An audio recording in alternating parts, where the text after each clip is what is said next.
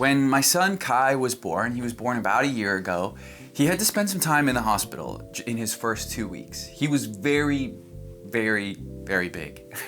And so his body couldn't keep up with how big he was. He had some problems with his blood sugar and he was having trouble breathing. So he had to spend 2 weeks in the hospital. And so Caitlin and I would go back and forth during the day and at night to be with him and to love him and just sit there with him. And it was a really difficult 2 weeks. The hardest 2 weeks that we've ever experienced together. And eventually though, Kai got better and there were some amazing nurses and doctors who helped take care of him, which obviously we're so thankful for. He got strong enough that we could bring him home. So we packed him up in his little car seat and figured out how to do up the buckles properly. Then on the way home, we stopped at McDonald's because that's just what you do. And I'll never forget, we got home, we put him on his car seat, we put it on the coffee table. Took a deep breath. I took a bite of my junior chicken. And then we were like, now what do we do? We just had this big life experience and it was over. And we were like, wow, okay, now what? And I think a lot of us have experienced this before. We come through some big life experience or this big moment. It doesn't have to be something hard or negative. It could be something worth celebrating. But we come through it and then we ask ourselves, now what do I do? So in this video, I want to talk about what do we do with this question, now what? I think there's two things that come up as we ask ourselves this question, now what? The first is we're asking it because we just came through something significant life event. I don't know what that might be for you. Maybe you graduated grade 8 and you're in high school, or maybe you're coming to the end of high school and you're asking yourself, now what? Do we come through a big life experience? The second thing is we just don't know what to do. Because if we knew what to do after our big life experience, we wouldn't be asking, now what? And so in this video, I want to talk about what do we do with our now what questions. But before we do that, we need to take this chair down to our studio. Now, it's not quite a studio yet, but one day it will be. When we get down there, you'll see why. So come with me.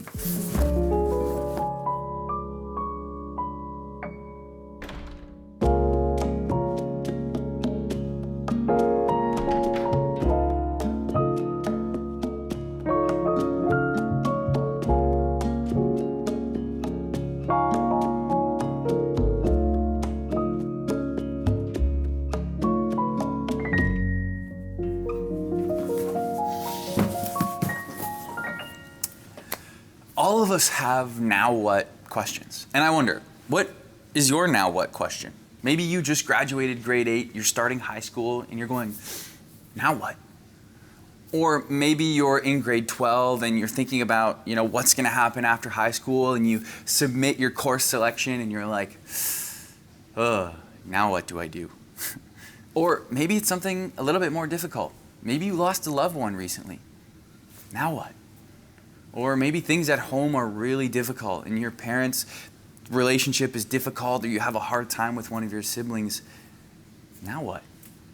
Or maybe simply you just want to get to know God better and you decide, I'm going to get to know God better.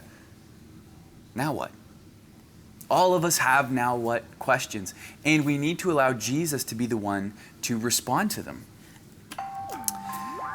So we're going to take a look at the life of Jesus to see what do we do, how do we respond, how do we let him respond to our now what questions.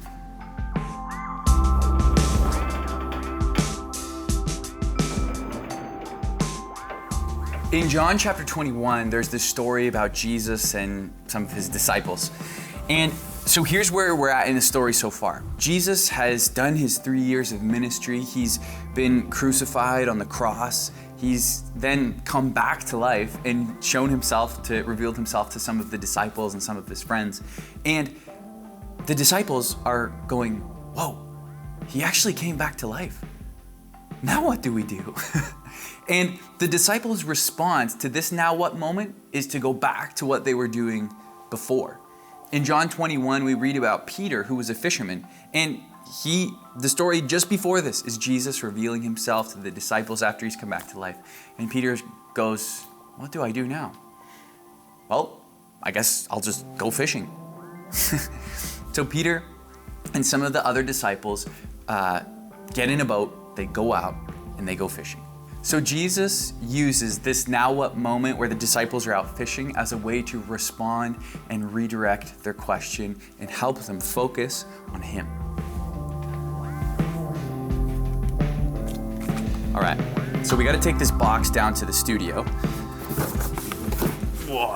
Okay, so this studio has been in process. We're painting it right now. It's got a lot of random stuff, but it's almost ready.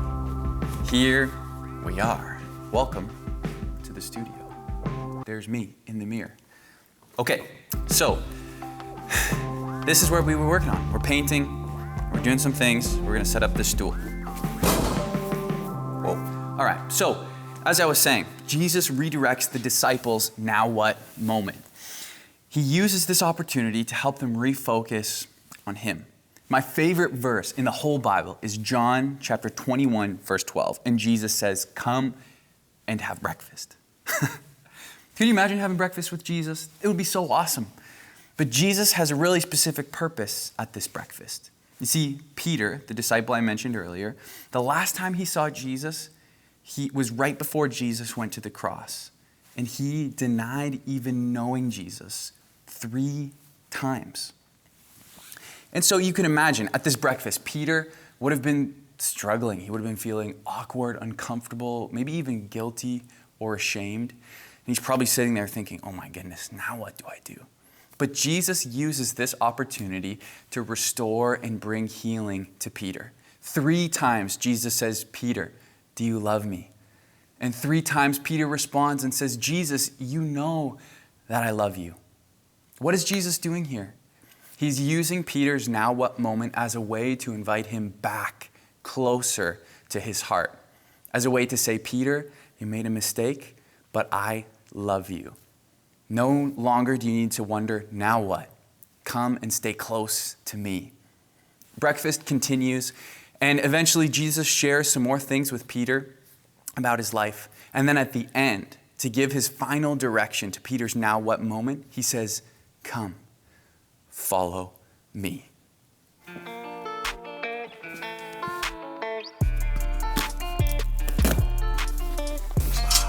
Got some legs. Instructions, helpful.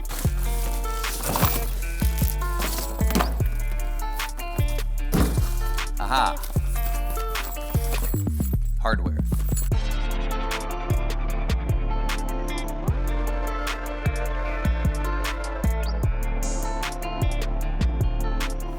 Oh, it says I need a hammer for this.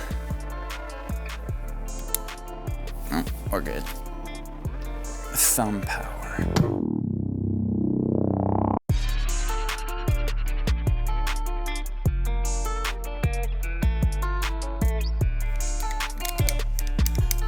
Sick. This should finish it off nicely. Hopefully this works. I didn't fall. All right, so Jesus often responds to our now what questions in 2 categories of ways. Sometimes he responds very specifically, and sometimes he responds in more of a general way. Same to how he did with Peter. And he responds and says, come and follow me.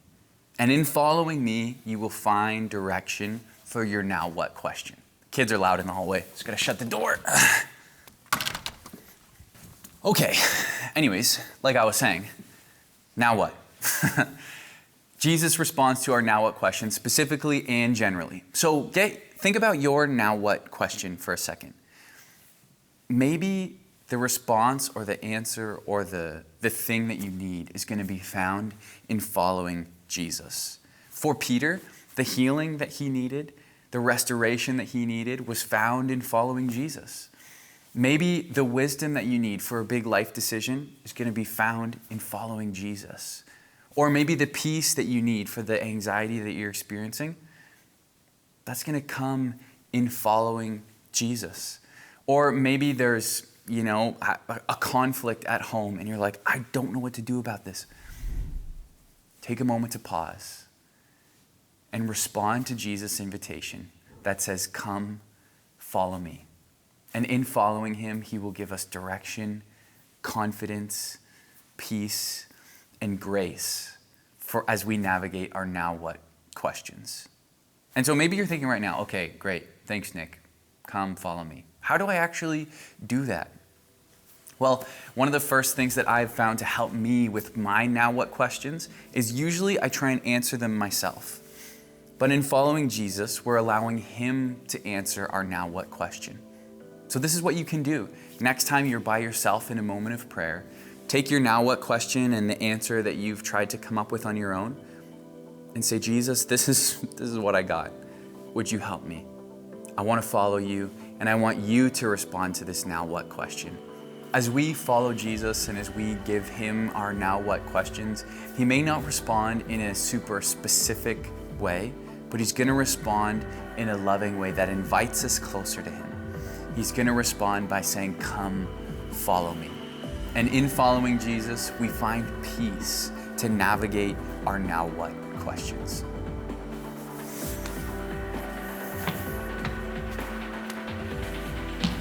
Yo, you thought I was going somewhere.